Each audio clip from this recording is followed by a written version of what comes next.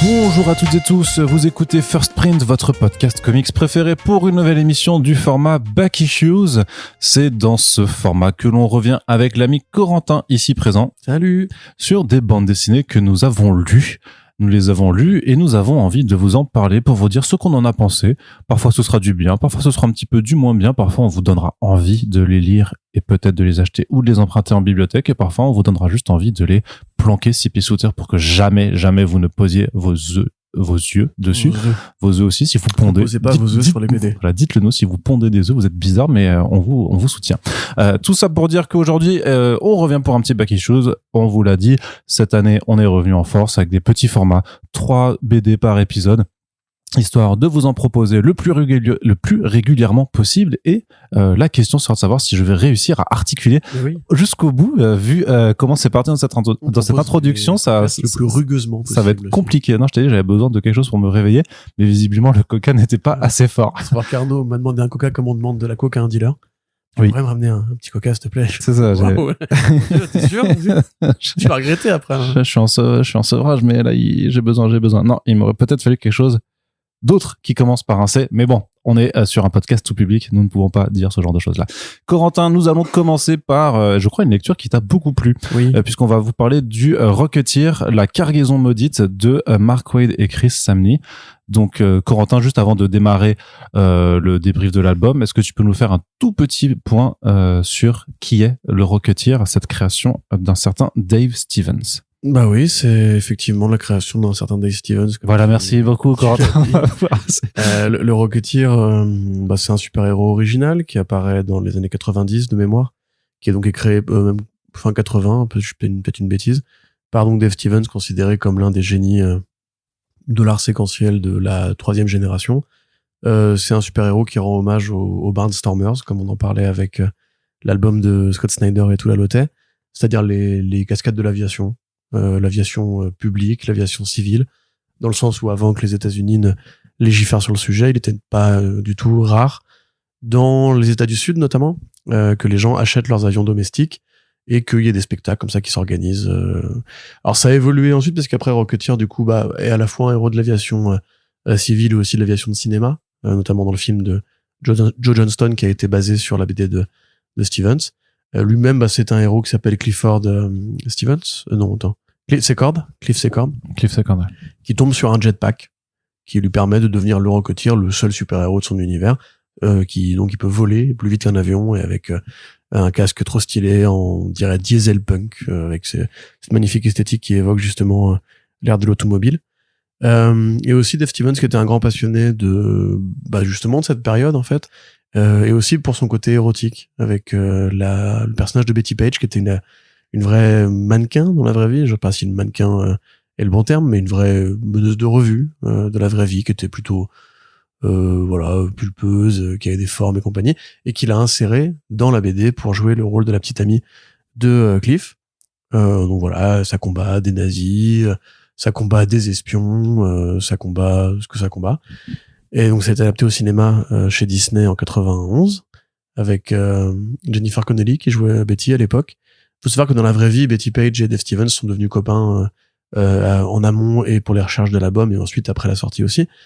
Stevens qui est mort beaucoup trop jeune, qui a pas vraiment eu l'occasion de faire de vraies suites à Rocketeer. Mais la BD elle-même est devenue culte et a souvent été citée par des gens comme Bruce Timm ou Darwin Cook comme l'une de leurs références préférées. Et IDW Publishing a fini par récupérer les droits de ce projet en fin des années 2000, ce que je me souviens. Il y a un podcast sur le site comicsblog.fr si ça vous intéresse, sur la licence Rocketeer, la BD de Dave Stevens et le film de Johnston, et qui évoque justement à l'époque la Artist Edition qui avait été publiée chez IDW, donc c'était probablement début des années 2010. Et ensuite ils ont commandé donc des suites, des projets qui se basent dans l'univers de Rocketeer, notamment Cargo of Doom, donc qui est une production originale basée sur le personnage de Stevens, c'est pour ça qu'il est sur la couverture, par Mark Waid et Chris Samnee, un des grands duos de l'industrie des comics, très fusionnel, symbiotique, qui a travaillé ensemble sur Black Widow, sur Batman et Robin Year One plus récemment, Captain America, peut-être même du Doctor Strange, ils s'adorent, ils travaillent souvent ensemble. Donc c'est une histoire originale qui se base dans la même mythologie, c'est-à-dire avant la Seconde Guerre mondiale, dans des États-Unis très tarte aux pommes, près qui chantent et avec beaucoup de navions qui font vroom vroom comme font les avions. Ok. Et donc de quoi ça parle Je vais tout faire en fait. Bah oui. Alors de quoi ça parle? C'est un album qui est assez intéressant dans le principe. En fait, il a très bien compris les idées de Stevens sur justement l'envie de rendre hommage, parce que tout ça, bien sûr, est fait après les faits, justement. C'est-à-dire que Stevens lui-même n'était pas là en 39 quand il fallait inventer des super-héros pulp qui correspondaient justement au code et aux modalités de cet âge pré-âge d'or. Et donc, en fait, Markowitz a dit, faisons pareil, mais en allant rechercher un peu plus loin. C'est-à-dire que dans l'entre-deux-guerres, en fait, même encore avant, à la fin du XXe siècle, quand les écrits de Jules Verne sont publiés, il y a tout un courant littéraire, artistique, qui se développe justement autour de l'idée des dinosaures, parce qu'au XIXe siècle, on a découvert les autres dinosaures, ça a fasciné le public, on les a mis dans les musées, on a reconstitué des squelettes, et donc les gens pouvaient se figurer à quoi ça ressemblait. À l'époque, on lui avait les peintures et les magazines, voilà. Donc ça a inspiré donc évidemment Jules Verne pour la création de Voyage au centre de la Terre. Il y a des dinos. Arthur Conan Doyle pour Le Monde Perdu évidemment, et je crois que c'est Edgar Rice Burroughs pour The Land That Time Forgot. J'ai oublié la traduction française. Des œuvres qui ont été ensuite adaptées au cinéma, notamment avec Willis O'Brien qui s'occupait des maquettes et qui a après travaillé sur le film King Kong, et aussi Ray Harryhausen qui était l'assistant de O'Brien. Et donc en fait voilà, cet imaginaire-là est très emblématique des blockbusters entre guillemets de l'entre-deux-guerres. Et donc évidemment Rocketeer étant l'un des super-héros de l'entre-deux-guerres, parce il apparaît avant Superman, on lui a collé justement un récit d'île aux monstres, ou plus exactement de King Kong / The Beast from 20,000 Fathoms / Land That Time Forgot / ce que vous voulez. Le Monde Perdu aussi. Voilà, c'est littéralement d'ailleurs un des éléments du scénario, c'est littéralement ce qui se passe dans Jurassic Park, le Monde Perdu à Jurassic Park 2. Hein. Le Monde Perdu de Spielberg, qui n'est pas l'adaptation du roman, mais qui effectivement reprend le titre volontairement, puisque dans Jurassic Park 2, ils vont sur l'île qui est du coup peuplée par les dinosaures, comme dans le roman de Conan Doyle, alors que dans Jurassic Park 1, ils sont dans des cages et ils s'évadent. Donc là, effectivement, c'est le même concept, c'est-à-dire qu'on te dit qu'il y a des aventuriers, on va dire, un peu gothiques, un peu même draculaesques, enfin, créatures vraiment, voilà, avec des chemises à jabot, etc., qui ramènent des dinosaures d'une contrée lointaine et mystérieuse vers la civilisation. Et à côté de ça, ça va croiser le destin du Rocketeer par un curieux hasard de circonstances qui n'a pas vraiment de moindre sens, c'est vraiment juste du prétexte. Le Rocketeer lui-même qui est tiraillé dans une situation à la Archie Comics entre Betty et Sally, ouais. Sachant que Betty n'est pas Betty mais Veronica en l'occurrence, puisque Betty Page le personnage de Betty elle ressemble plus au personnage de Veronica, et c'est très revendiqué même au niveau graphique. On voit que Chris Samnee aussi en profite pour rendre un peu hommage au coup de crayon de Dan DeCarlo avec les petites fossettes et tout. Donc voilà, c'est vraiment en fait simplement la rencontre de ce héros qui n'a pas été un héros de l'âge d'or, mais qui est un héros fantasmé qu'on a placé dans cette époque-là parce qu'on trouvait ça cool, qui va croiser des menaces qui sont proportionnelles à ce truc-là, et donc des dinosaures, ce qui est la meilleure chose de la Terre. Faut se rappeler quand même que Jurassic World 4 là, est sorti cet été. J'ai vu beaucoup de gens dire que c'était un très bon film, mais je suis outré. Parce que oui, c'est un bien meilleur film que les 3 autres Jurassic World, mais on est quand même toujours pas au niveau de ce qu'étaient les dinosaures avant, parce que cette franchise vérolée arrive sur le grand écran. Et donc là, on a des vrais dinos dans les codes de l'époque, avec un super-héros dans les codes de l'époque, et Mark Waid, dis donc, c'est dur. Mark Waid, justement, a vraiment très bien assimilé ce qui fait la force du Rocketeer. C'est-à-dire ce côté léger, très américain, très romantique, on va dire, et très désuet. C'est-à-dire qu'il y a vraiment...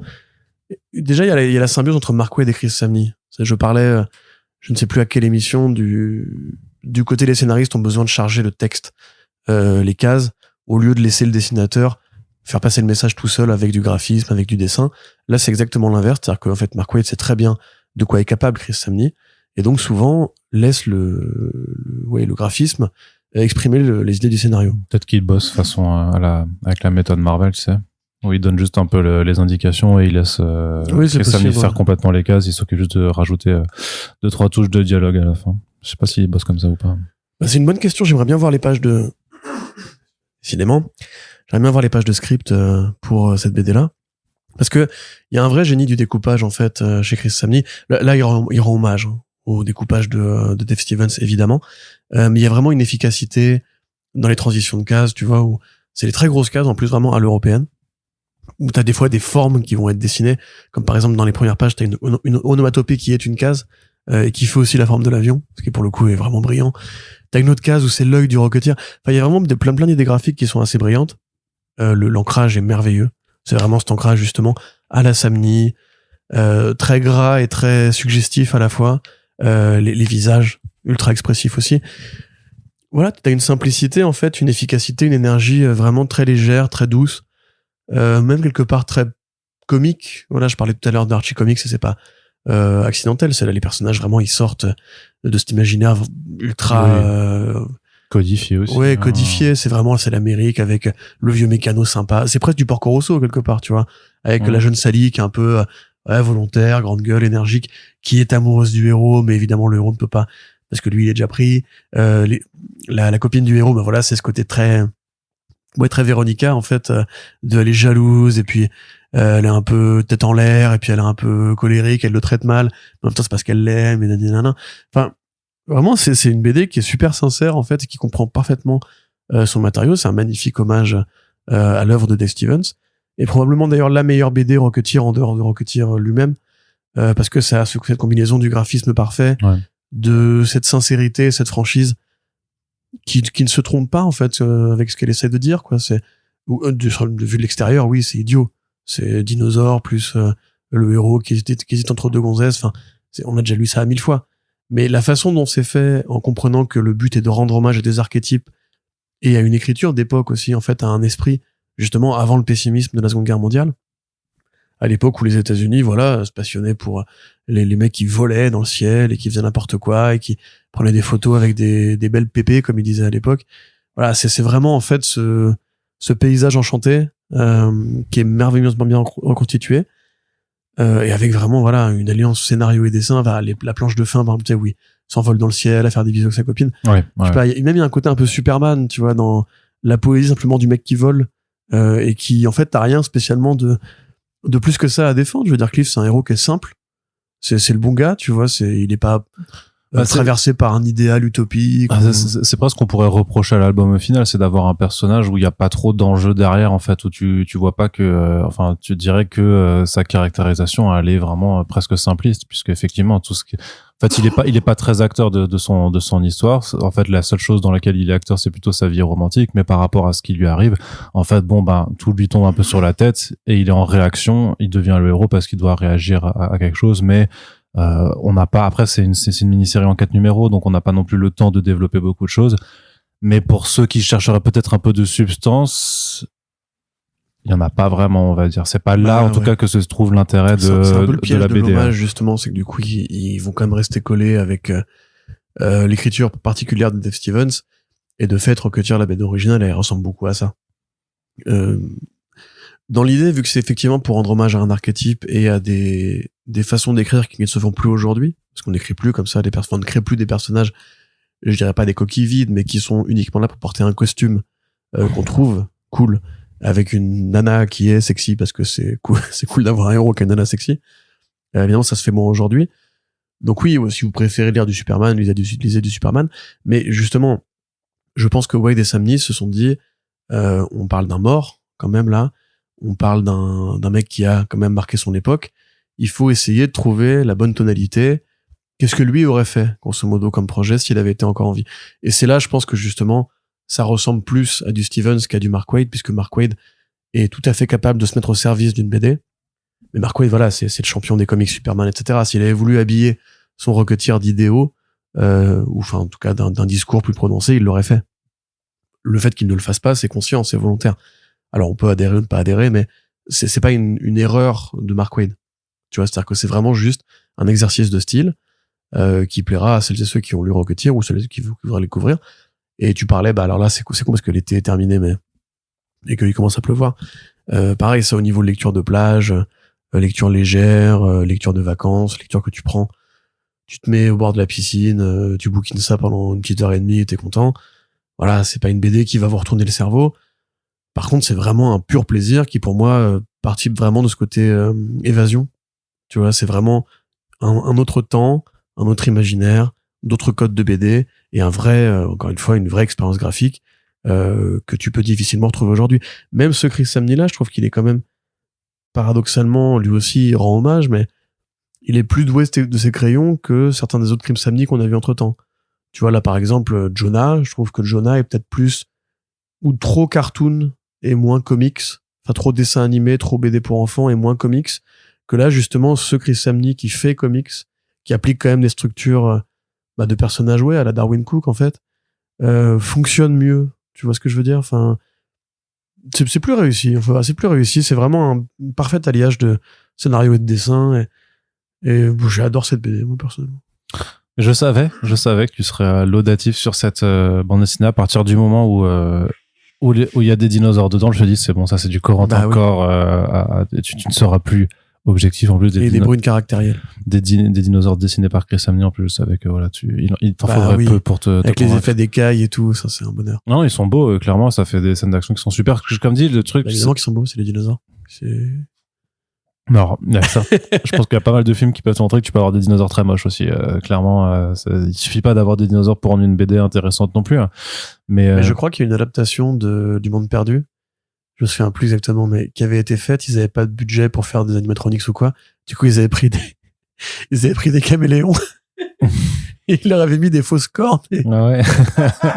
Je te jure, il faut que je trouve le nom de ce film. Mais les héros qui sont devant un fond vert, fallait qu'il y ait un fond vert, où tu vois des caméléons au loin qui font pas du tout dinosaures. Et vraiment, juste, ils marchent, ils s'en battent les couilles. Incroyable ce film. Ouais, bah écoute, la débrouille, le cinéma, le vrai. Voilà, c'est comme ça qu'on fait les effets. Et on n'a rien vu, les gars. Pourquoi ce tir, ils ont tiré une langue, ils viennent tirer la langue et attraper une mouche géante. C'est trop bizarre. Mais non, mais j'ai pas grand chose d'autre à rajouter par rapport à ce que tu viens de dire, parce que, enfin, c'est aussi une lecture que j'ai beaucoup aimé, alors, sans être un grand connaisseur pour ma part du Rocketeer. Mais tu ressens effectivement ce côté, que toi t'appelles, désuet, enfin, tu sens que c'est quelque chose qui pourrait avoir été, puis, enfin, tu sens que l'intention, c'est de faire comme si ça avait été publié à l'époque, et je trouve que c'est hyper rafraîchissant, en fait, c'est vrai que nous on a souvent tendance peut-être parfois même de façon caricaturale à vouloir chercher de la grande BD avec plein de réflexions derrière, des choses que tu dis à la fin, tu fais un tweet, ça fait réfléchir. Et là clairement on n'est pas du tout là-dedans, mais je trouve ça bien en fait parce que c'est vraiment de la vente, c'est hyper divertissant, mais là vraiment dans le côté noble du terme, c'est-à-dire que vraiment tu t'évades avec cette atmosphère là. Moi j'adore aussi, hein, enfin le Conan Doyle, Le Monde Perdu, moi c'était vraiment un de mes livres de gosse quoi. T'as vraiment cette ambiance là, cette ambiance même Jurassic Park, mais quand à l'époque où c'était bien, c'est indéniable que le design du costume, enfin du Rocketeer, enfin juste le design en tant que tel, c'est vraiment un personnage qui te frappe en fait. Qui te tape dans l'œil directement. Ouais, non, il y a le fut d'aviateur, ça c'est un truc, il faut ramener ça à la mode, c'est espèce de truc bouffant sur les côtés, ça déchire. C'est vrai que toute l'esthétique en fait marche super bien, et avec le trait forcément de Samney qui épouse cette esthétique rétro à la perfection, parce que il dessine comme ça. En fait, tu t'as pas grand chose à lui reprocher, si ce n'est que si tu veux pas une lecture légère et un peu enfin j'ai pas d'autres désuète, ouais, ça je vais prendre comme toi un peu désuète en fait. Oui, c'est pas ça qu'il faut que tu ailles lire, mais vraiment si t'as juste envie d'une petite demi-heure d'évasion, hein, enfin une lecture quand même. Non, mais ça se lit vite, tu vois, mais après tu t'attardes sur les planches aussi, c'est pas le but, c'est pas d'aller le plus vite possible non plus, hein, c'est clair, mais voilà, si tu recherches pas plutôt que cette sorte de bouffée d'évasion, et faut pas y aller. Mais par contre voilà, moi j'ai un petit reproche quand même, c'est que la fin est ouverte. Mais j'allais te demander par contre, parce que j'ai pas suivi la VO, mais ouais, parce que clairement il y a, me semble pas qu'il y a une suite à ce projet en fait. Il y a pas eu de suite. J'avais oublié parce que évidemment je l'ai relu, moi je l'avais lu à l'époque, mais oui, parce que c'est une réédition, hein, Delcourt l'avait publié il y a 20 ans peut-être, je sais pas, parce qu'on est quand même en 2025. Non, peut-être pas 20 ans non plus. Mais je crois que c'était 2008 quand même, hein, donc ça ferait quand même 17 ans. Hein. Il me semble que c'est une réédition d'un truc qui était assez vieux quand même. Mais donc c'est quand même assez oui, c'est assez ancien, ouais. Mais écoute, justement, moi, il me semblait pas, parce que je crois que c'était justement non, c'est 2012, Arnaud. J'exagère, pardon. 2012, non, mais ce que je te dis, c'est début année 2010 qu'ils ont récupéré les droits. Oui, t'as raison. Oui, pardon. Et justement, c'est un peu aussi là qu'a commencé vraiment activement le duo Chris Samney et Mark Waid, parce que c'était après, on parlait de Daredevil aussi. Ouais. Mais derrière. Non, mais 13 ans quand même, 13 ans en termes de durée de vie pour l'édition, c'est beaucoup, quoi. C'est beaucoup, mais c'est pas 20 ans. Non, effectivement. C'est moins que 20 ans. C'est 7 ans de moins si vous si vous posiez la T'as fait question. maths sup, toi. Mais oui. Mais non, il me semble pas justement qu'après ils se soient retrouvés pour faire la suite de ce projet-là. Alors je sais pas exactement ce qui s'est passé, si c'est les conditions de IDW, qui après a fait derrière d'autres quand même. Parce qu'il y a eu d'autres volumes. Hein. Comics Rocketeer, ouais, mais qui était plus dans de l'anthologie. Il y a pas eu de série Alors, de long format. Delcourt a commencé en faisant d'abord le Rocketeer, ce qu'ils appellent le Rocketeer de Nouvelles Aventures, qui est effectivement ce format d'anthologie qui est un peu le All-Star Rocketeer, parce qu'il y a plein de créateurs et de créatrices différents qui viennent faire des cours d'histoire ou des pin-up de Rocketeer. D'ailleurs, je crois qu'il a annoncé déjà que le tome 2, qui fera un second tome là-dessus. Mais pour les récits en tant que tels, ouais, je t'avoue, j'ai pas souvenir si Mark Waid avait continué après. Mark Waid, là, du coup, je découvre, parce que ça, je suis absolument incroyable, je ne savais pas ça. Mark Waid a fait un Rocketeer The Spirit. Mais qui, a priori, n'est pas la suite de Rocketeer Cargo of Doom. Et qui n'est pas dessiné par Chris Samney, malheureusement, mais par, qui c'est Paul Smith. Ça doit être Paul Smith. C'est Paul Smith.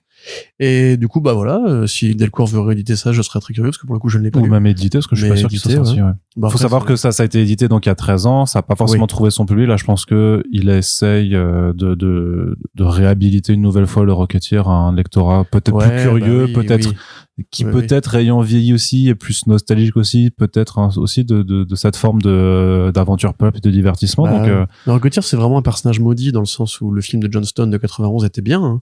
Hein. Malheureusement, il a pas fonctionné comme il aurait dû. Mais c'est un peu le personnage, t'as l'impression que tout le monde l'aime bien, mais personne ne le lit vraiment.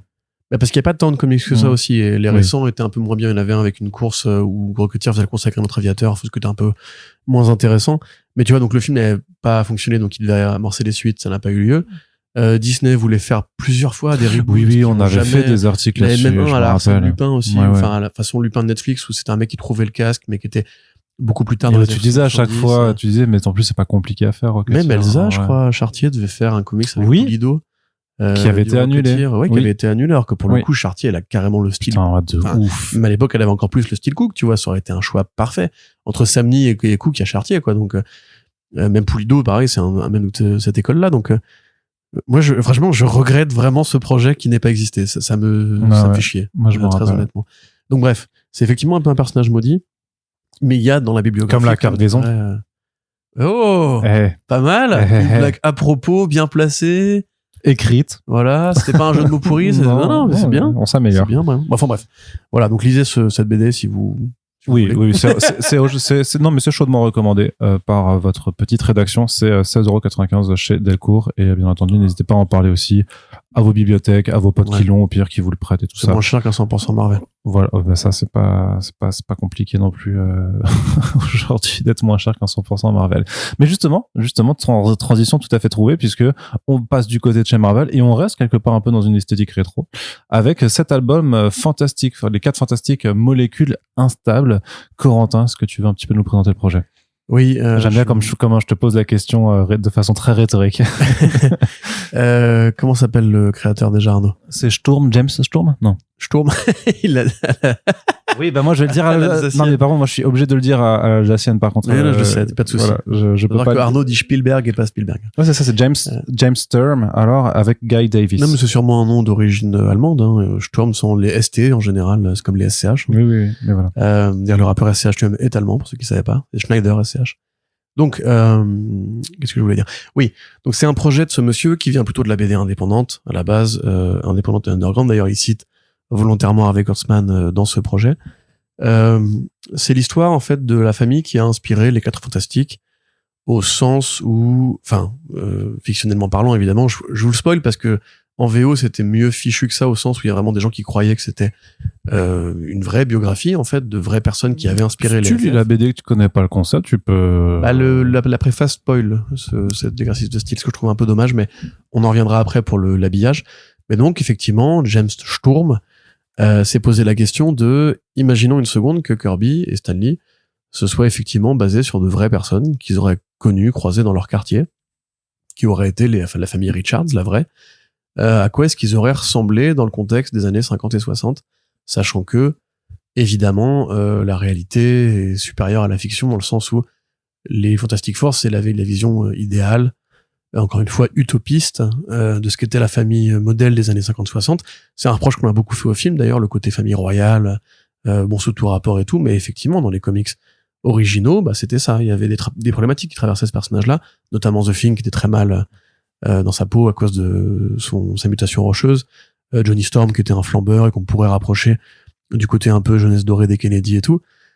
Mais effectivement, c'est quand même une vision plutôt idyllique, plutôt idéalisée. Les Fantastic Four, malgré les lubies de Reed, malgré le fait que il y ait les enfants à gérer, que Johnny ait du mal à se stabiliser en tant qu'adulte, que la chose soit toujours éternellement pigée dans ce corps imparfait, ils sont toujours ensemble, ils s'aiment, ils se défendent et ils avancent, ils font cause commune. Là, Sturm, il s'est dit, mais en fait, c'était pas ça les années 50-60. C'était une période de sexisme, c'était une transition vers la rupture sociale qui va arriver ensuite avec les hippies, c'était une période de marche des droits civiques, c'était une période où voilà, le mari avait tout pouvoir. Par exemple, une femme comme Susan Storm aurait probablement été invisible au sens propre du terme, c'est-à-dire qu'elle n'aurait pas existé au sein de son propre couple parce qu'elle n'aurait été que l'objet de son mari. Ben Grimm, le côté pilote, mal dans sa peau, etc. Il y a des idées aussi qu'on peut trouver, le côté brut aussi, il y a des idées qu'on peut trouver. Le côté homme du quartier, façon Yancey Street, ça peut ouvrir la voie vers un propos sur la pauvreté. Donc, il a un peu aggloméré toutes ces idées et il a fait une fausse biographie. Et donc, effectivement, l'album se présente comme une fausse biographie de ces personnages. Des gens qui ont inspiré les ces personnages réels qui ont inspiré le Fantastic Four. Et c'est bien fichu de ce point de vue-là. Il y a un vrai... Alors, c'est mieux à lire en VO, je trouve, parce que chaque numéro comprend des bonus qui sont distribués, du coup, en mensuel, alors que là, effectivement, ils ont été centralisés à la fin du tome. Mais ça reste très bien fichu. En fait, il invente un faux comics qui s'appelle Vapor Girl, qui serait, du coup, une création de Stan Lee, je crois, qu'il aurait eu avant de faire les FF, et création qui du coup se projette littéralement dans Susan Storm dans cette BD là. Et il explique aussi que lui-même a fait en fait la recherche qu'il fallait faire et a même écrit, je crois, aux proches ou aux gens qui ont connu précisément la famille pour composer la biographie. Donc il y a vraiment un vrai travail de mensonge éditorial et qui est super intéressant, mais qui est un peu proche de ce qu'a fait récemment Cantwell avec Kid Maroon, tu sais. Oui.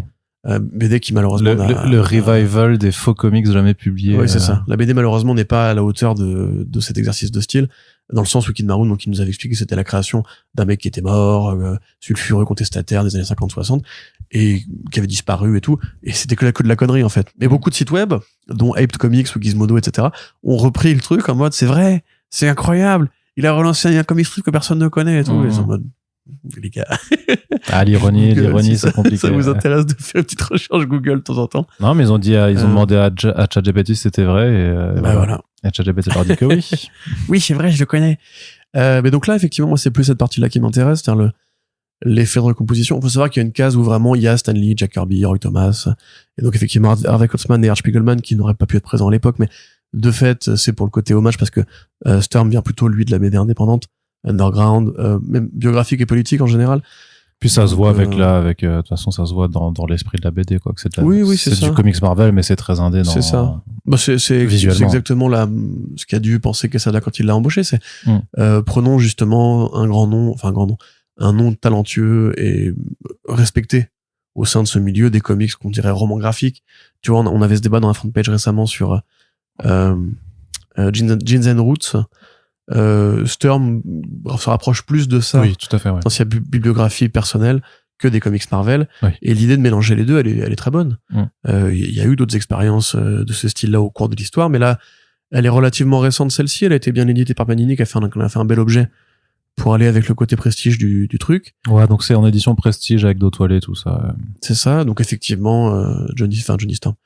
James Sturm. Red Richards, en l'occurrence, je voulais dire, est un scientifique qui délaisse sa femme et qui lui parle comme si c'était une conne, quoi. Enfin voilà. Elle-même est très malheureuse. Très malheureuse. Ben Grimm a bien été en fac avec Reed, mais ils sont plus ou moins perdus de vue. Enfin, ils sont restés proches, mais il y a vraiment le côté à la tête et les jambes dans le sens négatif du terme, c'est-à-dire que l'un pense que c'est son pote, c'est un peu un crétin qui cogne. Son pote, à l'inverse, admire Reed, mais en même temps convoite sa gonzesse. Donc c'est un peu compliqué, et Johnny en fait est effectivement le frère de Suzanne, sauf que leurs parents sont morts et du coup c'est elle qui s'est retrouvée obligée de l'élever. Et il y a une relation un peu conflictuelle. Conflictuelle, c'est une vraie tête brûlée pour le coup, parce qu'il fait sa crise d'adolescence aussi, et il veut se casser de la ville où il vit. Et donc t'as un gourou façon leader d'opinion politique qui lit Jack Kerouac, qui est aussi un pédophile patenté. Il y a les brutes du quartier qui n'hésitent pas à utiliser des jurons homophobes quand ils parlent de Johnny et de son pote, que là, pour le coup, c'est pas du tout le roi du lycée, hein, absolument pas. Il y a de l'infidélité, il y a de l'alcool, il y a de la dépression nerveuse. C'est très morose. Hein, c'est vraiment très, très morose. C'est presque comparable à Mad Men. Bah, d'ailleurs, c'est probablement ça devait sortir à la même époque, je pense. Non, Mad Men a dû sortir après. Molécule instable, même. Dans le sens où Mad Men, vous voyez, c'est une série qui te montre ce qu'était vraiment les années 50. Dans le sens où, en fait, voilà, c'était une période de sexisme, d'alcooliques tolérés, de racisme ordinaire, de clivages sociaux très énervés entre ceux qui travaillent et ceux qui ne font rien, entre guillemets, à la Macron, tu vois. Enfin, ceux qui, je suppose que sa phrase à la con, on s'en fout. Ceux qui réussissent et ceux qui ne sont pas. Voilà, c'est ça exactement. Et en fait, Mad Men, c'est presque une série documentaire, si on veut la voir comme une vraie reconstitution historique. Et après, du coup, arrive le drame qui va avec le fait de vivre dans cette époque brisée où justement t'as pas spécialement d'espoir ou d'opportunité d'aller plus loin que ce qu'on te propose. Là, c'est un peu le même motif. Moi, du coup, je vais te laisser enchaîner parce que je dois être honnête, j'ai pas mis cette BD au programme parce que moi, personnellement, c'est une lecture que j'ai pas trop appréciée. Ouais. Parce qu'en dehors de l'exercice de style que je trouve effectivement très bien fichu, on va en revenir à ce qu'on disait sur Rocketeer, mais je ne lis pas les FF pour avoir justement un commentaire historique sur ce qu'était réellement leur époque. Je lis les FF parce que c'est une vision idéale et utopique de la famille de Jack Kirby. Au sens où Jack Kirby avait besoin de se créer ce truc-là pour se présenter à lui-même ce que seraient les grands héros de la science des années 60, les grands héros qui pourraient inspirer une vision plus réussie de ce qu'étaient les États-Unis, parce que lui-même qui a grandi dans une relative pauvreté et dans un monde de haine, avait besoin de se créer un imaginaire plus joyeux, plus fédérateur, plus optimiste, des gens qui guident la boussole de la science vers l'avenir pour nous dire, regardez, on peut nous aussi arriver au niveau de ces gens-là. Et le fait est que c'est aussi pour ça que j'ai du mal avec Fantastic Four Life Story ou Spider-Man Life Story, c'est que même si je trouve qu'il y a plein d'idées super brillantes dedans, je trouve que c'est une erreur de rapprocher la réalité des FF. Dans le sens où, comme Superman, tu peux mettre des propos réalistes, tu peux mettre des propos politiques, ce que Tom King n'a pas compris d'ailleurs à sa façon, mais tu peux quand même te rappeler que ces créatures-là, ces créations-là existent pour nous inspirer à aspirer à un avenir meilleur, en fait, à un monde meilleur, à un autre possible. Du coup, c'est très bien fichu. Je veux dire, si j'avais écrit une BD pareil, j'aurais sûrement fait comme Sturm parce que il met tous les bons éléments aux bons endroits. Même, malheureusement, pour moi, c'est un peu trop déprimant pour être du FF. Tu vois ce que je veux dire? Et je n'aime pas quand les FF sont déprimants. Ouais. Mais en même temps, c'est le meilleur argument que tu puisses donner pour faire lire cette BD, puisque c'est justement, en fait, vu que tu pars du postulat, en fait, que Storm va dépeindre les personnes qui ont inspiré les vrais 4 Fantastiques, même si donc ces personnages-là, vous avez compris, sont faux. C'est vraiment te dire, en fait, mais qu'est-ce qui aurait pu pousser Stanley et Jack Kirby à faire une vision si idéalisée? Ben, le compte, c'est parce qu'en fait, la réalité était si déprimante aussi. Donc, je trouve que ça renforce d'autant plus le pourquoi on aime les 4 Fantastiques, pourquoi on aime ce côté pop et ce côté jovial, c'est parce qu'en fait, ils sont inspirés aussi de personnages dont le quotidien était beaucoup plus morose et que oui, voilà, le pouvoir de la fiction, c'est aussi de pouvoir t'extirper d'une situation qui est très très déprimante et pour pouvoir faire vivre de folles aventures avec des gens dont la vie n'était a priori pas folle du tout. Moi, c'est ce que je trouve vraiment super réussi, en fait, c'est que à partir déjà, en plus, même malgré la préface, en vrai, si tu te laisses prendre au jeu, tu finis par y croire. Tu finis par y croire et tu te dis non, en fait, vas-y, est-ce qu'ils ont vraiment existé ou pas? Parce que vraiment, ils jouent, franchement, je trouve que... Il y a des gens qui y ont cru pendant très longtemps. Parce qu'il y avait pas de préface dans les versions VO. Et tu trouves encore sur Reddit des vieilles pages qui datent d'il y a 10-12 ans où les gens disent, mais attends, la façon dont c'est intégré, la façon dont c'est fait, parce que même en ayant lu la préface, en connaissant le concept du projet, vraiment, à un moment, tu dis, mais attends, du coup, en tout cas, tu te dis pas, mais est-ce qu'ils ont vraiment existé? Tu dis, putain, mais en fait, c'était vraiment très, très bien fait, en fait, ça a été très, très bien travaillé. La façon dont t'as les documents à la fin aussi, les faux livres qui ont été publiés, ou la fausse bibliographie. D'ailleurs, petit, je crois que c'est Jérémy qui a fait la traduction, mais où il a aussi adapté les titres des bouquins fictifs en disant que c'est sorti aux éditions Manchette, pour Jean-Patrick Manchette notamment. Mais il est trop fort. Et traduit par les copains, que ce soit Mathieu Auverdin, tout ça.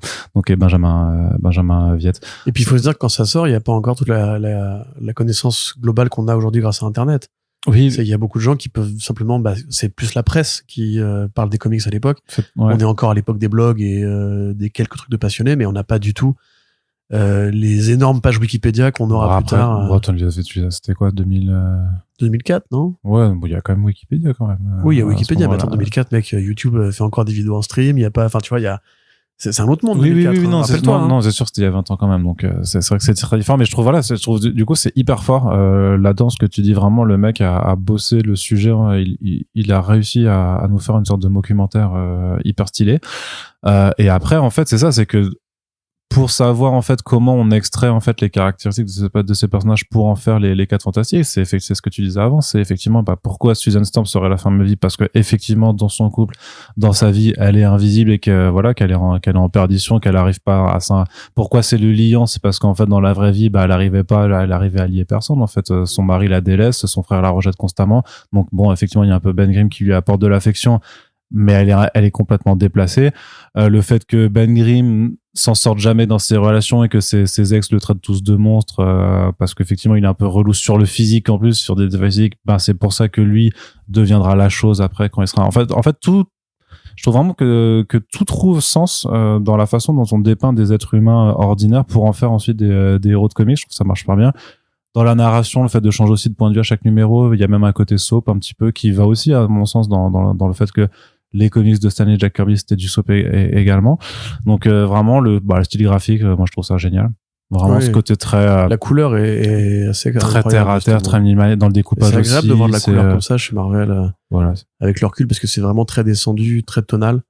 Et évidemment, je veux dire, Storm c'était déjà un bon dessinateur. Avant, c'est très inhabituel de voir les personnages de Marvel sous cet angle-là. Mais ils ont refait, tu vois, récemment, il y a eu des expériences comme ça qui ont été menées chez Abrams Comics Arts, où ils vont encore en mener d'autres. Ouais. Voilà, ils vont chercher des géants pas de l'underground parce qu'il faut pas non plus déconner, mais Alex Ross, petit comics alternatif, on va dire. Petit génie de l'underground. Alex Ross, c'est par Hugh Cockman qui a fondé Comics Arts, c'était l'éditeur d'Alex Ross, son meilleur pote. Et ils avaient envie. Et puis c'est parce que quand tu ouvres une collection, c'est mieux de mettre Alex Ross dedans. Oui, ça paye pas de mine quand même. Ouais. Mais c'est aussi un hommage justement au dessin de Kirby, enfin je veux dire aux idées de Kirby, mais c'est tu vois, moi je préfère justement Full Circle. Je sais pas si comment se traduit en français, Full Circle. Ouais, non, je crois que c'était Full Circle. Je préfère Full Circle, surtout la version ultra augmentée qui est tombée récemment, à ce projet-là, parce que moi je suis plus. Mais on en revient encore une fois à ce fameux débat. La raison pour laquelle, pour moi, Jason Brooks n'est pas du comics au sens où je me l'entends moi, et du roman, c'est plus du roman graphique ou. Oui, mais c'est la même chose, c'est de la BD, c'est de la BD. Oui, bien sûr. Mais en termes de tonalité, de genre, je préfère lire la version maximale des idées de Ross, de Kirby chez Ross, à la version justement ultra réaliste et dépouillée chez Stern. C'est pas un reproche, c'est pas genre une critique. Je formule pas ça comme un défaut de cette BD. Je dis aux gens, attention, si vous la commencez, ils vont pas se transformer en cours d'album. Il y aura pas de science-fiction. Alors ça, c'est un point par contre où là je te rejoindrai sur le reproche par contre réel, c'est que faut savoir que donc ce Molecule Install en fait c'est que la première partie de ce qui aurait dû être une trilogie. En tout cas, dans la postface, l'auteur disait qu'il avait prévu Mad Thinkers, le deuxième volume ça devait être Mad Thinkers et le troisième je sais j'ai plus le titre en tête, mais en gros il avait prévu 2 suites genre pour 2007 et 2013. Visiblement qui n'ont pas été publiés parce que la mini-série faisait partie d'une collection qui était Startling Stories qui n'a pas été plus loin que ce soit le projet, j'ai l'impression. En tout cas, ce projet-là en tout cas n'est pas allé plus loin. Je sais pas si c'est une question de vente, une question de Storm qui avait d'autres choses à faire parce que la série a quand même eu un Eisner Award lorsqu'elle a été publiée. Donc il y a un côté de manque en fait parce que quand tu lis, tu dis effectivement là en fait on a la caractérisation des personnages en fait, leurs traits fondamentaux en tant qu'adjectif. Mais tout le côté espace, tout le côté super-héros et tout ça, tu ne l'as pas en fait. Du coup là tu vois vraiment comment ces personnages auraient effectivement pu inspirer les 4 Fantastiques dans leur comportement, mais c'est pas tout ça. Les 4 Fantastiques c'est la famille effectivement donc qui passe de dysfonctionnel à une famille unie, mais c'est aussi le côté ils sont allés dans l'espace, ils sont aventuriers scientifiques. Là tu ne l'as que très peu. Il y a le fait que Reed Richards travaille sur, mais c'est tout spatial, mais dans le deuxième volume tu aurais très bien pu imaginer effectivement que c'est à ce moment-là que Richards aurait emmené femme et amis dans son projet de recherche, puisqu'il doit travailler en plus avec un certain Victor, j'ai plus ce truc, qui serait donc le Fatalis de cet univers. Donc voilà, il y a plein de choses qui manquent en fait pour avoir le total. En fait, on a qu'un tiers de tous les ingrédients qui auraient mené au truc. Et moi, ça me frustre un petit peu. Non, mais la lecture. Si tu ne le sais pas, la conclusion de l'album. Oui, non, mais le récit est complet. Le récit est complet. Mais tu te dis effectivement si tu t'attends à voir un peu mais ok où aurait été le versant super qui aurait terminé l'inspiration pour faire ces personnages là, bah il est manquant parce qu'en fait il y a pas eu les suites. C'est juste là, moi je trouve dommage maintenant en le sachant, mais oui au départ quand tu le sais pas, t'as juste une histoire assez complète mais qui effectivement est assez triste en fait. Mais moi j'ai eu tu sais, il y a une scène dans le dernier épisode où j'ai eu le gasp, tu vois, comme quand tu suis quand il ouvre la chambre, quoi. Ah oui, d'accord. Tu vois, je pense pas que tu parlais de la scène sur les dunes avec non. Johnny. Pour le coup, moi j'ai pas gaspé, j'ai fait. Non, et comme ouais, enfin parce que t'es pris dans le truc en fait, parce que c'est ça aussi ce qui fait la force de ces personnages, c'est parce que ouais, c'est des êtres humains en fait, vraiment c'est ce genre de choses là qui fait qu'on s'attache à eux, donc et là ouais, je trouve que ça part vraiment bien en couille en fait dans sa conclusion, donc non franchement moi j'étais vraiment charmé en fait, parce que le fait d'avoir quelque chose d'aussi proche du réel et terre à terre et morose fait que tu te rends compte en fait de la force que ces personnages ont ensuite dans ce qu'ils sont devenus, et en ça je trouve que Storm a fait quelque chose d'absolument brillant. Je tourne mon compatriote d'Alsace clairement. Bah oui. Donc voilà, donc moi j'ai hyper kiffé, toi effectivement moins, mais non mais je suis d'accord avec ce que tu dis, j'ai pas de contre-argumentaire à opposer. Encore une fois, c'est juste une question de qu'est-ce qu'on attend d'un projet, quoi. C'est aussi simple que ça. Donc c'est disponible chez Panini Comics à retrouver. Je crois que c'était sorti, ça faisait partie des ouvrages qui étaient sortis cet été pour accompagner la sortie du film Fantastic Four. C'est donc pour 24 €. Voilà. Ils avaient l'air d'y tenir à celui-là en plus dans le podcast que tu avais fait avec eux. Oui. Ils avaient l'air assez contents de le proposer. En même temps, ouais, je sais pas si c'était un inédit total ou s'il y avait eu peut-être une publication antérieure. Je crois qu'il était inédit en français en plus, donc d'autant plus. Mais en même temps, c'est quand même compliqué. Tu le ferais pas en format prestige pour le mettre en avant, tu le fais dans un 100% Marvel, personne ne le calcule vraiment. Non, ça, et surtout que ça n'a même pas l'habillage correct en fait pour être proposé, puisqu'on est clairement très loin du super-héros normal en fait. Donc non, il fallait trouver le bon projet, la bonne collection pour l'éditer. C'est sûr que c'est pas un blockbuster un peu débile avec des gens qui combattent avec des casques d'animaux. Non, ça c'est clairement pas ça. Mais par contre, il existe un blockbuster un peu débile et pourtant très sympathique avec des gens qui se combattent sur une planète étrangère avec le pouvoir des animaux donné par leur casque. Ça s'appelle Rook Exodus et c'est le dernier album dont on va traiter dans ce Back Issues Corentin. Donc c'est un projet qui est mené par Geoff Johns et dessiné par Jason Fabok, qui prend place dans le fameux label Ghost Machine, co-créé d'ailleurs par Geoff Johns avec tous les artistes et auteurs qui l'accompagnent dans les différents titres qui existent. Donc on vous a déjà parlé de Geiger, de Junkyard Joe, de Redcoat, qui eux prennent tous place dans l'univers The Unnamed. Et en fait, il faut savoir que donc chez Ghost Machine, tu as plusieurs petits univers qui coexistent. Donc il y a l'univers The Unnamed, le premier qui a vu le jour.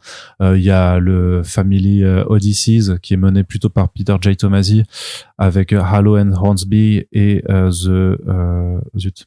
Ah, je l'ai plus, la famille là. Oui, je sais, c'est un nom de famille oui. Ce serait presque The Rocketeers que inspiré par les Jetsons, là. Ouais, c'est pas ça, c'est pas les Jetsons? Non, Jetsons, c'est un dessin animé, mais c'est un truc comme ça. Voilà, je vais pas le retrouver parce que forcément ma mémoire me fait défaut. Il y a le label Hyde Street avec donc le titre principal et plusieurs spin-offs en one-shot d'horreur. Et donc, il y a aussi l'univers Rook Exodus, qui est donc juste une série en tant que telle. Pour l'instant, il n'y a pas de spin-off annoncé. En VO, la dernière page du truc, c'est Coming Soon in 2025. Donc, est-ce que c'est cette année qui va sortir la suite? Ils ont annoncé le numéro 7, la reprise du nouvel arc a été annoncée il y a très peu de temps, donc ça arrivera effectivement en fin d'année. Après, c'est Jason Fabok. Donc Jason Fabok, pour celles et ceux qui le connaissent, très bon artiste de mainstream, vraiment pour tous ceux qui, alors Corentin, voilà, il fait la moue, mais justement, je pense que c'est l'un des meilleurs élèves de la génération Jim Lee et tout ça. C'est si vous aimez les David Finch aussi. Oui, c'est plus David Finch que Jim Lee d'ailleurs.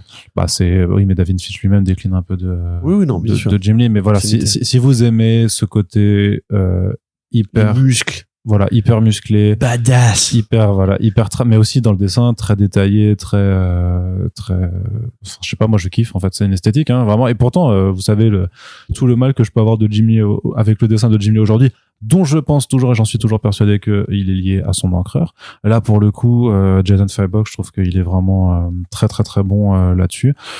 Et donc, il avait fait du Detective Comics avec John Layman. Oui. Il avait fait l'arc Empereur Pingouin, ils avaient fait le petit récit Godtopia. Three Jokers aussi. Et après, il avait fait avec... Oui, non, mais chronologiquement. Mais oui. Après, il avait fait The Button, surtout, avec Tom King, là, le court arc aussi. Et puis, donc, ensuite, il avait fait un one-shot Swamp Thing aussi avec Tom King. Et puis, maintenant, on le retrouvait sur Three Jokers, qui est un premier pas de côté, effectivement. Mais on avait vu avec Three Jokers que c'est un dessinateur qui, vu tout le temps qu'il met, à mon avis, à faire ses planches, a besoin de temps. Et donc, après Three Jokers, on ne l'a plus vu pendant des années. On se demandait ce qu'il faisait, à part une couverture peut-être de temps à autre. Mais en fait, voilà, c'est parce qu'il était au travail avec son propre projet en Creator Round, sur lequel donc Jones vient lui porter secours sur l'écriture, parce que je pense que c'est quand même une envie peut-être plus de Fabok que de Jones. Je sais pas trop comment ça s'est... Bon, ça ressemble un peu à du Jones quand même. Ça ressemble un peu à du Jones. C'est un peu des deux, très certainement. Mais donc, le concept, c'est que, grosso modo, bon, d'ici 2-3 ans, vu l'évolution de la catastrophe climatique, on va tous se barrer sur une autre planète. En fait, c'est une corporation qui s'appelle Better World qui propose, aux gens de s'en aller de la planète Terre parce que, c'est on va devenu... pas tous se barrer, hein. C'est les riches qui peuvent se barrer. C'est pas, oui, mais enfin, un Rook, là, c'est pas un riche du tout. C'est un sbire. Nous, on peut pas servir, on sait pas faire de trucs manuels ni rien, donc on sera pas utile. C'est les plombiers qui vont se barrer. Sinon, pour être utilisé pour faire la propagande du futur moi, gouvernement. Je peux régler les télés. Si ça intéresse les gens, je peux régler plein de machines. Je peux projeter des films aussi, si vous voulez. Je sais réparer des câbles XLR. Mais du coup, ça va pas être utile dans le futur. Non, moi, je vous écrirai... Les robots se répareront tout seuls, tu vois. Moi, je vous écrirai des nouvelles érotiques pour titiller votre imaginaire. Et non, mais ils ont déjà GPT, mec. On est déjà obsolète. Je ferais mieux que ChatGPT. Et donc voilà, donc en fait, donc une partie de l'humanité se barre sur cette planète Exodus, en fait, qui est promise à un meilleur avenir. Là-bas, en fait, toute une technologie se développe et notamment, en fait, il y a vraiment une sorte de contrôle qui est exercé. Tout est contrôlé, mais pour que tout soit bien, avec donc des bergers à qui l'on confie des casques à tête d'animal qui permettent de contrôler l'ensemble des animaux appartenant à l'espèce qu'on vous confie. Sauf que le terraformer qui a permis à toute cette planète de se développer, en fait, à un moment tombe en panne. Et là, les dirigeants, de façon très bizarre, en fait, ils se barrent tous, ils paniquent complètement. C'est vrai que c'est très bizarre. C'est très bizarre. C'était ironique. Mais donc il se barre et on suit en fait le récit. Justement, des sbires qui ont été embauchés pour. Voilà, ils se retrouvent un peu laissés pour compte comme ça. Enfin, tout seul. Et donc Rook, qui était le fils d'un ancien fermier qui a quitté la Terre pour refaire une vie là-bas et qui donc contrôle les corbeaux. Lui essaye de grappiller des pièces pour se construire une fusée aussi pour se barrer et en même temps il tombe sur d'autres personnages qui eux lui disent non mais le terraformer peut être réparé, on peut essayer de reconstruire quelque chose en fait sur les bases de cette société qui s'est effondrée, reste avec nous, faut pas fuir, il faut se battre, c'est vraiment un peu le gros dilemme de l'histoire pendant c'est se battre ou fuir, que doit-on faire, et là-dedans il y a aussi un autre gars qui arrive et qui lui a visiblement clairement de très mauvaises intentions. Lui, il est capable de contrôler les ours. Des ours géants. Il y a des ours géants et il va y avoir de la bagarre. En gros, voilà, c'est le pitch. Et Corentin, ça le fait beaucoup. En fait, Corentin n'arrive pas à rester. C'est vrai que quand tu présentes le truc, tu me dis quand t'as fini. En fait, c'est que ça fait plusieurs fois qu'on en parle de ce projet. Généralement, quand Arnaud me le décrit, j'ai l'impression qu'il se fout de ma gueule. Alors, c'est une planète. Il y a un discours social ultra engagé avec des riches qui viennent et tout. Mais les riches, ils ont prévu un truc, pourquoi, hein, parce qu'ils voulaient pas que les loups les attaquent et tout. Donc, ils ont mis des casques sur la gueule de mecs qui contrôlent après les loups et les ours. Et les ours sont géants. Et les serpents, et les boucs, et les tortues géantes. Les tortues géantes. Donc, après ça, c'est clairement, j'allais dire, c'est clairement un prétexte. Moi, ce que je trouve un peu paradoxal, c'est qu'en fait, j'ai bien aimé cet album. Dans le sens où j'attendais pas forcément grand chose, mais, c'est fait avec une certaine conviction, en fait. Alors c'est la conviction des mecs qui trouvent que le NASCAR c'est cool, tu vois. C'est-à-dire que ça reste une conviction, de beauf. Allez, c'est reparti. Le classisme de Corentin. Je vais être super optimiste, attends. Mais c'est une conviction de beauf, mais c'est intéressant. Tu vois, tu me parlais l'autre jour du documentaire sur le catch et tout. Là, c'est un peu la même chose. C'est-à-dire qu'en fait, quand tu l'as regardé? Non. Alors, ferme ta gueule. J'allais prendre une comparaison. C'est quand tu parles à un mec qui aime vraiment le catch. Donc, comme moi, quand je parle à toi, oui. Il va te dire, non, mais regarde, il y a ci, il y a ça, c'est super intéressant. Et en fait, sans vouloir forcément adhérer à ce qu'il te dit, tu dis, ah bah oui, effectivement, comment il m'en parle, si j'avais son cerveau un peu malade, je pourrais probablement moi aussi me laisser emporter parce qu'il y a l'air d'avoir plein d'éléments qui sont vraiment intéressants. Et ben, Rook Exodus, c'est pareil. Dans le sens où, vu de l'extérieur, donc effectivement, le synopsis est idiot. Sauf que en fait, c'est quand tu le racontes. Non, mais c'est quand tu le racontes. C'est idiot, mais c'est pas stupide. Dans le sens où, en fait, c'est un prétexte qui sert à amorcer un univers de world building un peu tarte aux pommes, quoi. Enfin, un peu tartignole. Mais une fois que tu rentres dedans et que tu acceptes... C'est pas plus idiot que si tu dis, ouais, c'est l'histoire d'un mec qui porte un slip par-dessus son truc, qui a une cape et qui tire des lasers par ses yeux, quoi. Si tu le racontes de façon très premier degré comme ça, c'est tout aussi débile. Non, parce que les gens, si tu racontes ça au premier degré, j'ai l'impression de oui, Superman, je connais, ouais. Non, mais... Au début, quand les mecs ils sont venus proposer Superman, bon après à l'époque il y avait d'autres trucs débiles. Hein. C'était juste un truc, c'est un mec qui saute et il soulève des bagnoles. C'est complètement con ton histoire, tu vois. Bah non, pourquoi ce serait con, il saute sur les bagnoles. Et il a un chien qui vient d'une autre planète et qui vole aussi. C'est beaucoup plus tard ça. Ouais, mais bon. Désolé, ça marche pas. Non, mais là j'ai trouvé un truc que tout le monde accepte. Que tout le monde accepte aujourd'hui, mais dont je suis sûr que si on t'avait juste présenté le pitch un peu façon premier degré comme ça à l'époque. Parce qu'après, si tu fais ça, on tombe dans les blagues à la Super Mario. L'univers de Mario, il est débile. C'est 4 tortues qui vivent dans des égouts, qui sont des ninjas. Par contre, c'est débile. Le concept, il est idiot. De Tortue Ninja, je suis le premier à non, mais voilà, donc voilà. Donc c'est un concept aussi c'est un concept aussi idiot que celui de Tortue Ninja.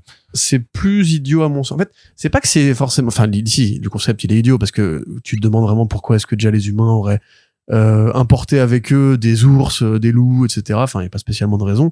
A priori, si on a bousillé la planète, parce que dans ce monde-là, on a bousillé la Terre. Ils ont apporté les animaux? Je m'en rappelle plus. Bah, sur Exodus, ils ont terraformé. Ouais, parce qu'il y a un terraformeur. Ouais. Pourquoi est-ce qu'ils auraient ramené des araignées? Il y a littéralement un gardien un berger, comme tu dis. Alors, les araignées, c'est pour se débarrasser des moustiques, c'est hyper important. Mais attends, elles sont énormes, mec. C'est des putains de migales. Oui, mais parce qu'on t'explique que quand le terraformeur a pété son câble, en fait, toute une partie des animaux sont devenus géants. C'est pour ça. Oui, à cause de la différence. Ça, c'est complètement con aussi, mais ça. Non, mais ça n'a pas de sens. Oui, ça n'a pas de sens parce qu'une araignée, si tu veux, ça n'a pas c'est un exosquelette en fait, donc ça n'a pas de squelette interne. Donc en fait, à partir d'un certain poids, elle s'effondre, le poids de son corps s'effondre parce que ses pattes ne peuvent pas le supporter. Merci. Donc les araignées géantes ne peuvent pas exister. Voilà. Faut que tu fasses ça avec la voix de Jamie Gourmand, sinon ça marche pas. Et oui. Et là, l'araignée, son poids ne la supporte plus. Tu vois, il faut que tu fasses comme ça pour que ce soit plus drôle. Mais c'était pas drôle, c'était véridique. Bref, donc tu vois, par exemple, cette idée-là que, par exemple, l'humain quitte la Terre, donc il devient de bousiller. Et on va dire que c'est pas l'humain qui a consciemment bousillé la Terre, c'est les industriels, c'est les consommateurs un peu aveugles, c'est les gens qui votent mal, nanana. Mais là, en l'occurrence, on dit bien que c'est les riches. Enfin, le projet, en l'occurrence, a été mené par une entreprise qui vend un monde meilleur à des gens qui ont de l'argent, un peu comme ce qui est en train d'arriver d'ailleurs là actuellement à Dubaï ou en Arabie Saoudite en général, où les mecs construisent des villes du futur pour les riches. J'ai oublié le nom de ce projet, je crois que c'est Eden, un truc comme ça. Au secours. Oh là, ah ouais, vraiment. Bah oui, mais ça y est, parce que voilà, ça, ils ont vraiment dit Eden, quoi. Purée. On en arrive au point où en fait tout le monde sait très bien qu'on va pas réussir à endiguer le problème, donc ça y est, on commence à voir des mecs qui achètent des bunkers ou des villes fortifiées, etc. Donc là, c'est un peu la même chose. Pourquoi les humains qui visiblement se soucient assez peu de l'environnement ont ramené avec eux des migales, des loups, des ours et des phacochères. Au fond, t'aurais juste besoin de ramener des poules, en vrai. Tu vois, enfin des poules, des bœufs, enfin si t'aimes bien manger de la viande. Et après le reste, voilà. Enfin c'est un prétexte pour juste te dire voilà, on va être sur un monde lointain avec des animaux géants pour faire des combats Pokémon où chaque dresseur a une équipe avec 6 fois le même Pokémon. Et c'est aussi bête que ça. Mais c'est pas grave, parce qu'au fond, tu peux te dire, oui, mais ça participe du côté un peu Westworld, ça participe du côté un peu Destiny. En fait, c'est ça, c'est un peu un comics, comment dirais-je, ça ressemble beaucoup à du jeu vidéo, déjà, je trouve. Même le côté contrôler des animaux, ça pourrait être une mécanique de gameplay, en fait. Et chacun a ses propres caractéristiques, son petit design. Ça fait très ces jeux vidéo des années 2010 où tout le monde voulait un peu faire son Halo. Dans des mondes de science-fiction où justement, t'as le côté un peu pillard, le côté post-monde, le post-apo qui était vraiment à la mode à l'époque en plus. Parce que là, c'est du post-apo en fait. On me dit c'est un monde alien, mais c'est un monde alien qui ressemble à la Terre, quoi. Il y a pas d'alien dedans, il y a rien de particulièrement extraterrestre dedans. Il y a des vaisseaux, certes, ok, mais c'est du post-apo dans l'espace, en fait. Et donc, tout ça participe justement d'un truc qui est assez intéressant, c'est qu'en fait, c'est bien intentionné pour une BD débile. Dans le sens où t'as quand même un discours qui n'est là que pour servir de base allégorique. Et tu te dis au départ, bah ça c'est voilà, ça va être le motif dont il se sert pour après me dire gros ours contre gros phacochère, qui c'est qui gagne. Mais en fait non, parce que ça continue après à évoluer dans le temps et il garde cette base en fait, il garde ce discours un peu social, j'ai envie de dire, à défaut d'un meilleur mot, dans le sens où effectivement voilà, donc c'est les riches qui sont qui se sont barrés et on a dit aux employés qui étaient restés sur place, donc ils sont à peu près 2-3 milliers, vous inquiétez pas, on revient vous chercher. Vous restez là, nous on a les fusées donc on se casse, on n'a pas assez de place pour vous. Dans 2-3 ans on arrive, on revient vous chercher. Et évidemment ils ne reviennent pas. Et donc du coup bah les employés de ce monde-là sont condamnés à attendre ou bien essayer de bricoler eux-mêmes des fusées, sauf que c'est pas des ingénieurs en comment dirais-je en aérospatial. Donc ils doivent essayer mais ils y arrivent pas et donc il y a une sorte de bataille pour récupérer des pièces. Et pendant ce temps-là, t'as aussi des gens qui veulent justement se dire mais non mais enfin c'est idiot. On a enfin un monde où on est débarrassé des mecs qui ont le pognon et le pouvoir. Donc c'est le moment où on peut commencer à bâtir, nous, un monde meilleur. Et t'as par exemple le personnage de Carapace, l'un des meilleurs personnages de la Terre, qui parle comme Swamp Thing, en faisant des pauses entre les mots, parce qu'on t'explique qu'il est beaucoup trop vieux et que son armure le maintient en vie. Et évidemment, c'est une tortue, donc il faut qu'il soit très vieux et que son armure le maintienne en vie. Il a plusieurs siècles. Voilà. Et en plus, comme les tortues qui vivent très vieilles et qui vont très lentement du coup, et on peut pas leur retirer leur carapace, donc il faut jamais qu'il sorte de son costume. Lui, voilà, on dit que ça a été un mec qui a connu le monde d'avant, donc le monde d'avant, l'effondrement, qui a fait des manifs, qui a toujours cru au combat pour un monde meilleur et tout, et qui maintenant protège une sorte de nouvelle niche un peu Walking Deadienne, en grosso modo, où on recrée de la civilisation. Et il contrôle évidemment les tortues géantes qui ont des blasters sur leur carapace. Et t'as l'impression par moment que tu te dis en fait que Jason Fabok avait envie de dessiner simplement des ours géants avec des mitrailleuses sur le dos. Et que Geoff Johns il a fait oh putain tu me fais chier, bon je vais essayer de trouver une façon de rendre ça homogène et cohérent, et là en fait il a eu la bonne idée qui était de dire c'est la faute des riches, et du coup tout marche bien. C'est-à-dire que justement la révélation sur l'identité du grand méchant fonctionne plutôt pas mal. Tout le côté rapport homme-bête, alors évidemment que c'est un prétexte parce que le but encore une fois c'est juste d'avoir des humains qui contrôlent les animaux, mais tu peux te dire que c'est une allégorie de notre rapport à la nature, et que du coup sur Exodus c'est un peu la deuxième chance de l'humanité de réparer ce lien qu'il a avec le monde du vivant. Moi personnellement voilà, c'est ce que je dis souvent aux gens qui me font t'es végétarien, tu casses les couilles, etc. Et je leur réponds c'est aussi pour vous dire on n'est pas obligé de bouffer les animaux parce que on a perdu en fait ce rapport d'équivalence dans la nature, et on est que dans la domination par rapport à l'animal. Et là la BD elle a un petit discours par rapport à ça, où elle te dit essaie de reprendre confiance par rapport à ton côté meute, à ton côté vivre en société au sein d'un monde animal. Et c'est étonnamment assez intelligent, je trouve, parce que c'est bizarre de dire ça pour une BD de Geoff Johns, mais c'est étonnamment assez intelligent.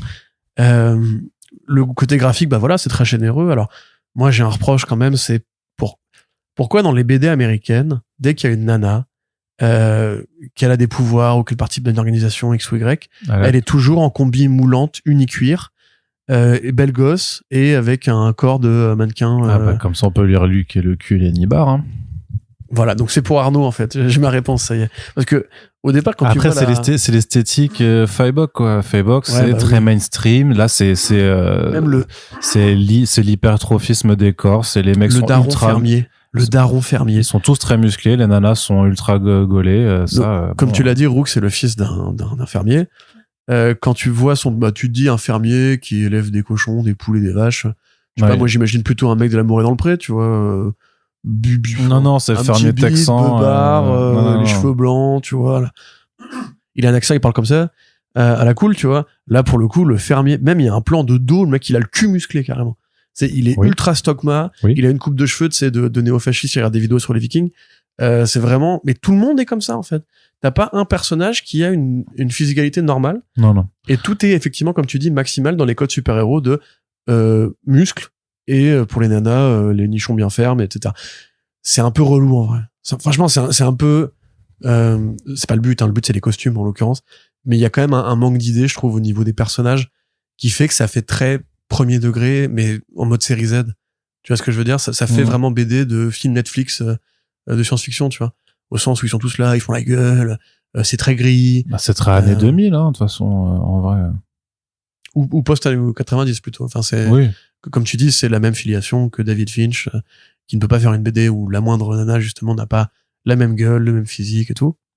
Et c'est pas un commentaire juste en mode c'est sexiste, parce que, bon, ça, au fond, on est dans la BD, on a plus ou moins perdu ce combat-là, mais c'est vraiment juste que je trouve que ça fait trop premier degré, au point de ne plus savoir... En tant que tel, c'est pas sexiste, en fait. C'est juste que toi, ça te saoule en termes, oui, de représentation, de la façon de... Même en termes d'imagination. Oui, non, mais c'est vrai que... Justement, pour une BD qui insiste autant sur les costumes, parce qu'ils sont quand même stylés, les costumes. Les costumes sont très bien. Tu vois, tu dis, bah, la meuf, c'est une louve. Il y a peut-être des idées à trouver par rapport à ça. Elle pourrait avoir une peau sur les épaules à la Jon Snow, tu vois. Enfin, il y a 1000 choses à faire avec le loup comme élément de costume. À la limite, la meuf serpent, je peux comprendre que oui, elle est en onesie. Bon, c'est normal, le serpent, il a que la peau sur les cartilages, quoi. Bon. Ils ont un squelette aussi. Et pareil, le fait qu'ils se fassent tous la gueule, ils ont toujours des bouts très énervés, ça picole, etc. Pour moi, ça n'aide pas la BD à quitter sa case de série B vénère, en fait. Ouais. Tu vois. C'est que vraiment, t'as l'impression, tu te dis, mais essayez de vous amuser un peu, quoi. Alors que pour le coup, Fabok s'amuse justement avec le design des masques, qui sont plutôt inspirés pour le coup, avec ce côté dino laser.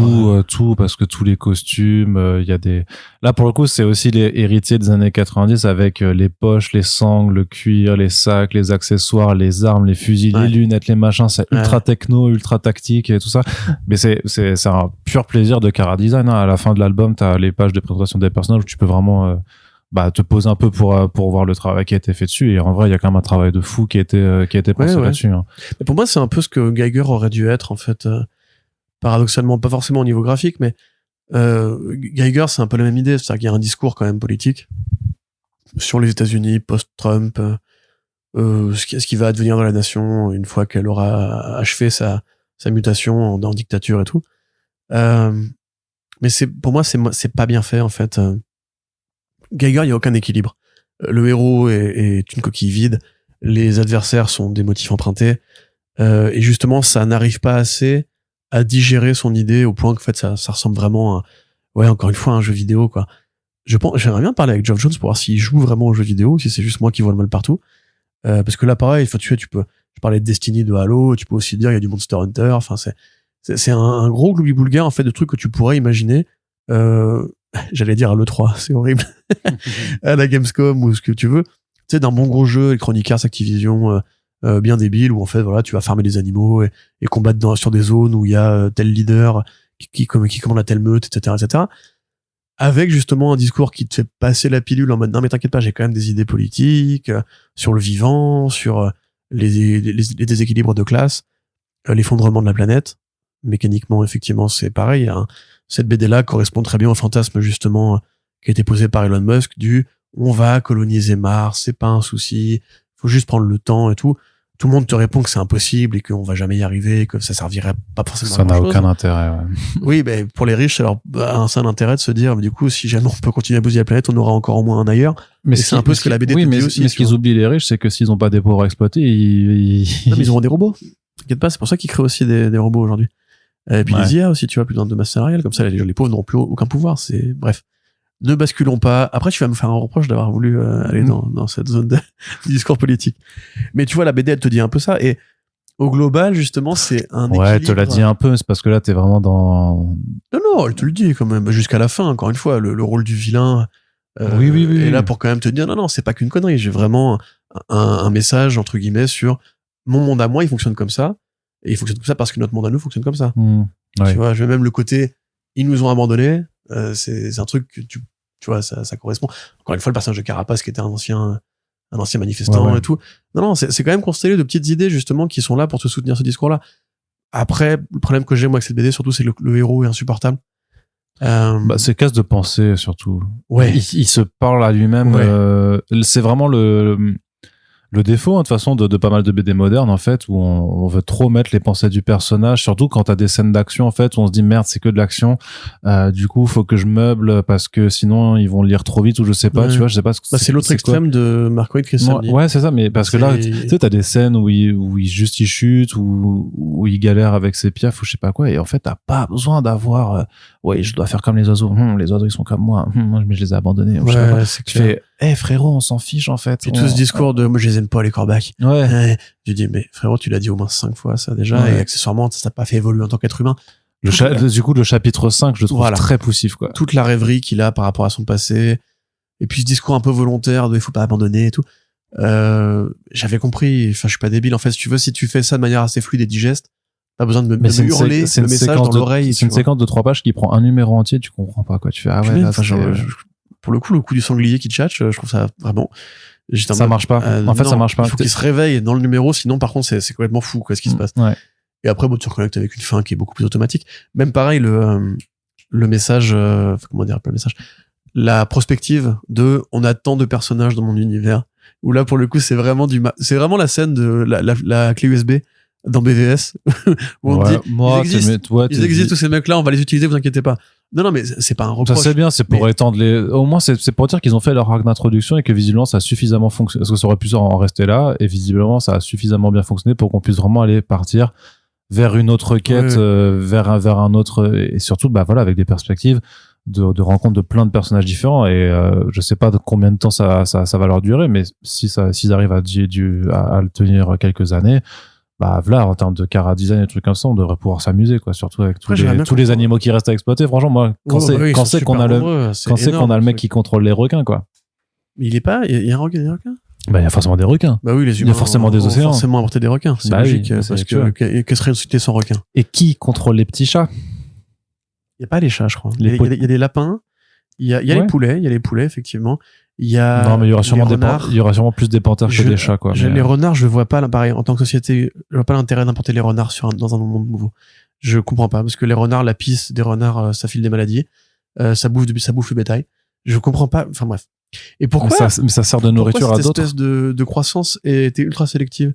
C'est-à-dire que les tortues sont devenues titanesques, elles sont plus grandes que des camtars. Les ours, titanesques. Les loups, manifestement, ils font plus ou moins la même taille. Les sangliers, énormes. Par contre, les renards, tu les vois, c'est des renards, quoi. C'est trop bizarre. Enfin, genre, les araignées sont devenues plus grosses. Comme tu l'as dit, c'est un non-sens. Mais, après, les ours géants, je pense pas qu'ils arrivent à... tous les animaux géants, les corbeaux géants. Pourquoi il n'y a pas des corbeaux qui ont la taille de Condor? Hein? C'est vrai qu'il fait pitié, quand même, le héros que c'est. Avec ses piafs, là, tu dis, meuf. Ouais, mais ça perce les yeux. Ils vont lui picorer l'œil. Mais à part ça, tu vois. Enfin, je veux dire. Le mec, il a des ours géants, quand même. Il a gagné la loterie, hein. Ouais, mais tu leur pètes les yeux, les ours géants, ils font plus rien, tu vois. C'est pas la taille qui compte, Corentin. Tu vois ce que je disais, c'est une BD comme dans la vraie vie. On arrive à avoir ce genre de débat de merde. Oui. C'est qui le plus fort entre le rhinocéros et l'éléphant? C'est l'hippopotame. Je crois que c'est l'hippopotame en plus, en vrai. C'est la force de pression de la mâchoire. La force d'un hippopotame, c'est vénère. Mais donc oui, non, pour boucler un peu le truc, j'ai bien reproché. C'est distrayant, c'est pas aussi con que le pitch pourrait laisser apparaître, et c'est bien dessiné. Qu'est-ce que tu veux demander? En fait, si c'est aussi con que le pitch le promet, dans le sens où c'est tous les archétypes, c'est vraiment de l'écriture de blockbuster, hein. Ouais. Même tu le vois d'ailleurs, tu vois ce qu'il prend. Oui, puis la trajectoire. Une légende, tu vois, où il fait le coup de spray sur les. Non, mais t'as la trajectoire aussi, c'est héros, vilain, première défaite, cheminement intérieur, on revient en force aussi, on revient en force, on a réussi à taper le vilain. Voilà, le vieux sensei aussi face à Obi-Wan. Enfin, il y a vraiment tous les ingrédients, tous les éléments. C'est du classique. C'est du très classique. C'est quand même, à mon sens, Fabok devrait quand même un peu se détendre et justement lâcher quelques petits codes, parce que il y a des moments où tu te dis, si c'était un film Netflix, je serais peut-être un peu moins clément avec certaines des idées qui sont dedans. Non, mais là, ça marche parce que le dessin est quand même vraiment bien fichu. En l'occurrence, l'édition d'Urban, c'est en grand format, donc ça marche très bien. Ils ont fait aussi une version noir et blanc, forcément, qui est super appréciable aussi, puisque du Firebox en grand format et en noir et blanc, c'est très, très joli. Mais si c'était dessiné par quelqu'un de moins inspiré, on va dire, ou de moins fort, en tout cas, tu vois, de pure puissance graphique, ce serait quand même moins intéressant. Mais à l'inverse, moi, j'aurais envie de te dire, si c'était dessiné par un mec qui a plus l'habitude de se marrer en dessinant, par exemple un Daniel Bryan Johnson, je pense qu'il en aurait fait un truc plus cool, plus cool et moins premier degré. Parce que ça aurait été extravagant, il y aurait de l'extravagance. Ça aurait été en mode Transformers, tu vois, c'est cool de voir des robots qui se cognent sur la gueule. Là, c'est pas que c'est pas cool, parce que c'est cool de voir évidemment un phacochère géant qui rentre dans. Oui, puis quand t'as une armée d'ours géants qui débarque, c'est en double page. Avec des flingues sur le dos. Voilà. C'est très important. Non, mais ça a de la gueule. Non, mais c'est cool, tu vois, mais il y a quand même le côté, à la fin, le corbeau qui a une balafre sur l'œil et tout. Il y a quand même un côté vraiment premier degré. Moi, j'aime Metallica. Enfin, tu vois. Qu'est-ce qu'il a contre Metallica maintenant? Mais bref, après, voilà, pour faire un bilan global, oui, c'est bête, mais c'est mieux que Geiger, pour commencer. Je trouve ça quand même un peu moins bien équilibré dans sa promesse blockbuster que Redcoat, pardon. Redcoat, voilà, c'est du Indiana Jones, et ça déroule, et c'est bien fichu, t'as juste Einstein qui est là, et ça n'a aucun sens. Mais ouais, non, en fait, c'est un bon blockbuster bourrin. C'est un bon blockbuster ricain, débile, barbecue et tout, mais ça a quelques idées à sauver. Bon, c'est pas Geoff Jones qui va nous apprendre l'écologie, hein, évidemment, mais honnêtement, vu encore une fois ces longs mois de torture à t'écouter me décrire le pitch, je m'attendais vraiment à un truc imbuvable. En fait, non seulement c'est buvable, mais c'est un bon goût de Coca-Cola. Ouais, c'est ça, mais t'en prendras bien une deuxième gorgée. Voilà. Très Exactement. bien. Bah écoute, on va finir sur un verdict positif comme de celui-là. qualité. Ah, voilà. Donc c'est disponible chez Urban Comics pour 25 €. Et donc nous en avons terminé avec ce Back Issues. N'hésitez pas à nous faire vos retours sur vos propres lectures, à savoir est-ce que vous avez lu ces bouquins, est-ce que vous comptez en lire un ou plusieurs ou pas du tout après nous avoir écouté. N'hésitez pas aussi à nous partager simplement ce que vous avez lu récemment, que ce soit sur nos plateformes. Vous pouvez commenter sur nos réseaux sociaux, sur notre Discord bien entendu, avec le channel qui est dédié à cela. Et s'il vous reste des sous après être passé en librairie, vous pouvez également nous soutenir via notre Tipeee. N'hésitez pas à apporter quelques petites piécettes pour contribuer au développement de notre podcast et à la création de la structure First Print Publishing évidemment. Merci à toutes et tous de nous avoir écoutés, puis on se dit à très bientôt pour le prochain podcast. Salut! Salut!